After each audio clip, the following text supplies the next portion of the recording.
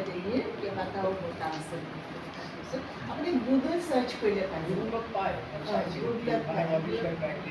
চবেই পায় নবেল লাগে আপোনাৰ তথাপি আপুনি এবাৰ কওকচোন বাইদেউ আপোনাৰ পৰা। আপুনি গুগলত চাৰ্চ কৰিলে পাই যাব মানে কেইবাটাও বঁটা দিয়ে, কেইবাটাও মানে জেনাৰেল। এটা হয়তো সৃষ্টিশীল সাহিত্য এনেকৈ দিয়ে, সৃষ্টিশীল আৰু বননশীল দুইটা মিলাই পেলাই দিয়ে। আৰু এটা ধৰক আপোনাৰ অনুবাদ সাহিত্য, সাহিত্য একাডেমী অনুবাদ পুৰস্কাৰ বুলি কয়, সাহিত্য একাডেমী বাল পুৰস্কাৰ বুলি কয় শিশুৰ কাৰণে, শিশু সাহিত্য। এটা আছে যুৱ সাহিত্যৰ কাৰণে। তেনেকৈ সাহিত্য একাডেমী আচলতে কেইবাটাও পুৰস্কাৰ দিয়েতো।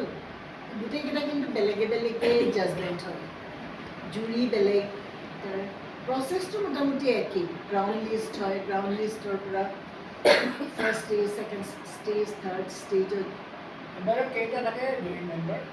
এটাতো অসম 5জন থাকে, 4জন। জুৰি মেম্বাৰ থাকে মই কৈছোঁ, এজন, দুজন, তিনিজন, চাৰিজন থাকে তাতে এটা নৰ্থ ইষ্টৰ আৰু বাকী চাউথৰ থাকে এনেকৈ থাকে নহয় নহয়, এইটো ভাষা লৈ লৈহে।